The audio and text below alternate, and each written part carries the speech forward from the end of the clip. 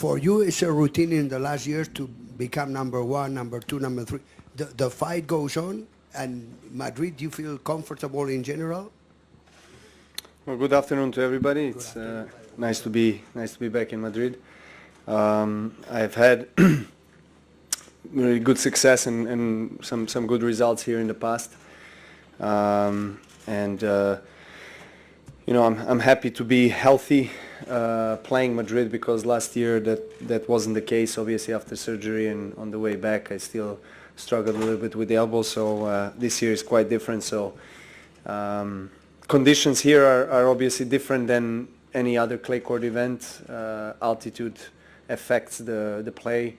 The ball flies through the air quite quickly, and it's not easy to control the ball.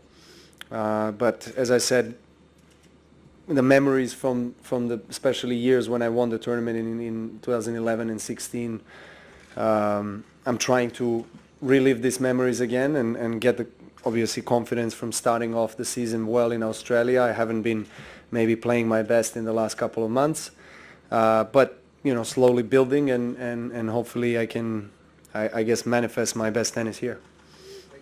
Thank you. Novak, you know both sides of the medal. You know how it is to be on top, but also to have something like a little crisis, especially in younger years. You have been practicing with Sasha Zverev today. Sorry if I have bothered you on court there. What do you think? What is necessary to get out of a crisis like this if you have so many things that might bend your focus a little bit away from tennis? And when do you think will Sasha be able to come back to the old conditions, the better ones? Well, I think it can happen for him any week. I mean, it can happen this week. He won this tournament last year, and he possesses the quality, and as a player, he possesses the game that, will get him in a position to win any tournament on any surface, really. I mean, he has proven that. I think you guys have to give him a little break. I know the expectations are high, but look, he's a great guy. He loves this sport. I've known him for a long time, and he's dedicated. He's got a good team of people around him. He's won some big events. He's proven that he belongs to the top, and he's still there. Of course, as you mentioned, results-wise, maybe he's got some little crisis, but I'm sure he's going to overcome that. And the good thing about our sport is that you have the big events every few weeks throughout the entire season. So only thing that it's needed at times is one good week. And here he's a defending champion, so it might come already this week for him. Of course, Grand Slams, those events are I'm sure, his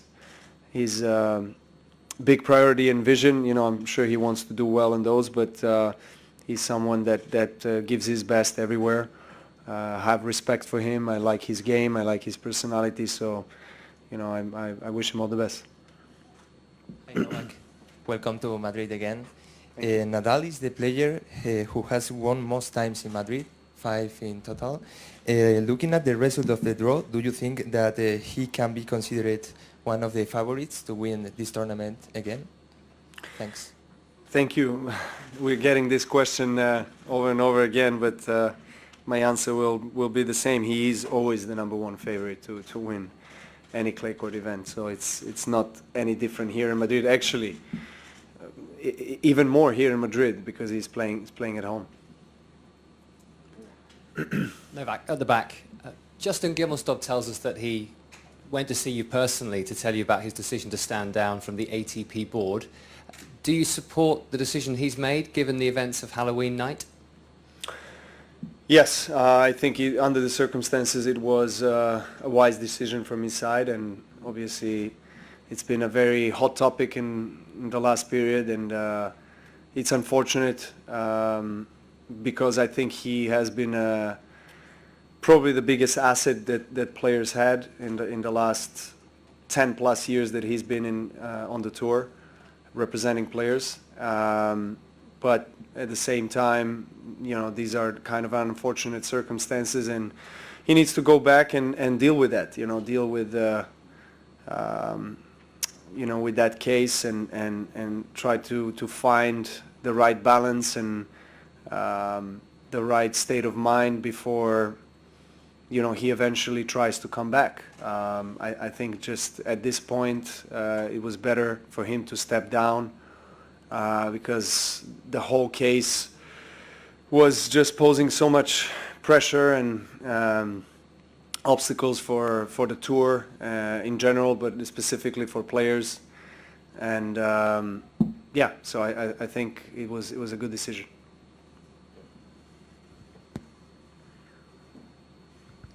On that, there are some tennis sort of figures who have argued behind the scenes that perhaps the president's contract renewal should be reconsidered, given that the guy who was at the forefront of that decision, he was in a strange position when he took that vote, and now he's left. Roger yesterday said perhaps you could put it back in the mix, was the phrase that he used. Do you think that that's a done deal, or do you think that there's room for manoeuvre? Well, I think, I mean, correct me if I'm wrong, but I actually think that technically, I mean, he has the right to, when I'm talking about Chris, he has the right to be in the ballot again. I mean, he has the right to be a candidate officially for another mandate. And, you know, I don't know whether he wants to do that or not. I haven't spoken to him about it.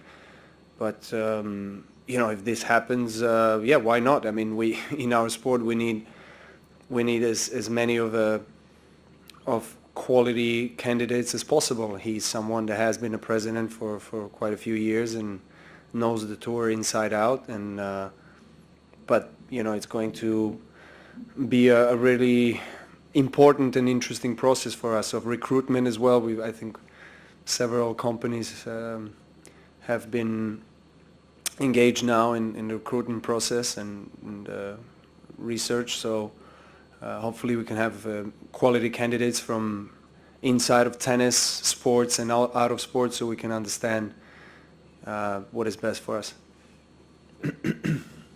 Can you tell us now, he said that he flew to Spain to tell you that he wanted to thank you for your support and look you in the eye. Can you tell us, was it a shock to you when he said he was stepping down, or was there any sense that you were saying to him, I've been your supporter, but given what's come out about what was a very serious matter, I can no longer support you?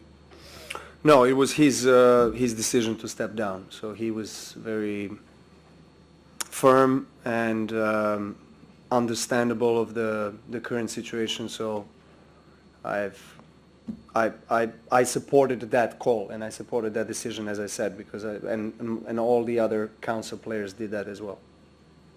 Hi, Novak. I would like to know your thoughts about David Ferrer's retirement and your opinion on his career.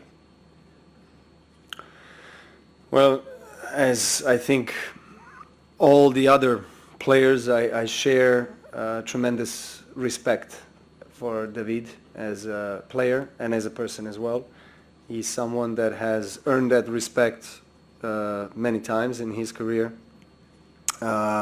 His fighting spirit, his devotion to this sport is unprecedented, and in a way it's sad to see him leave, but I've talked with him the other day and he said that he was preparing for this for a while and he's ready.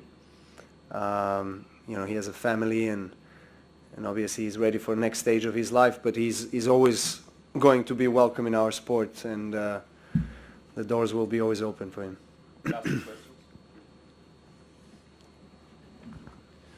Novak, just some of the top guys have been saying they wish they had a little more information about where you want to go with the sport. I know you've been trying to keep your own counsel on this. Do you have any thoughts about constructively what you want to do that you could tell us publicly, or maybe you tell them through us publicly? No, I don't want to go through you guys to speak to them, and it's not my way. I don't support that. I don't think it's right. I respect everyone's decision to do that, but I just feel like doing it behind closed doors before doing something collectively in public, just I guess, sends the better message and just allows everyone to understand the situation better. Look, I've been part of the council now for quite a few years. There are a lot of flaws of this in this system, and communication-wise, for sure we can improve. When I say we, I mean the whole system. I don't think that at times it is as productive and it is as efficient as it should be. But at the same time, it goes both ways. So it's important for the players to reach out, as well, if they want to be engaged in any form of information gathering. I'm not pointing fingers at anybody. I feel like we need to be in this boat together, as we are, all the players and tournaments, of course, because we're all part of the same system. But I think, and I know it because I've been like that myself in the beginning of my career when I didn't really understand how things work, and I would not have enough information, then just go out and speak my mind out, and then create more trouble than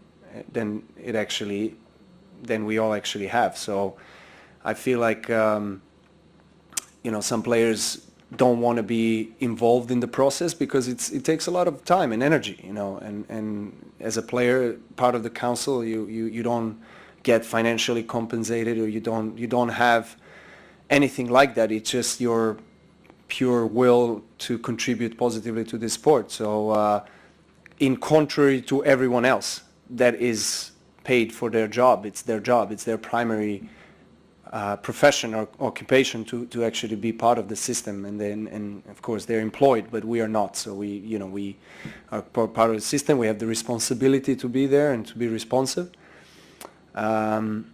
But at the same time, I understand that it takes a lot of effort, a lot of time to understand everything, to go in through the details, and for a lot of players, well, including myself at times, is too much.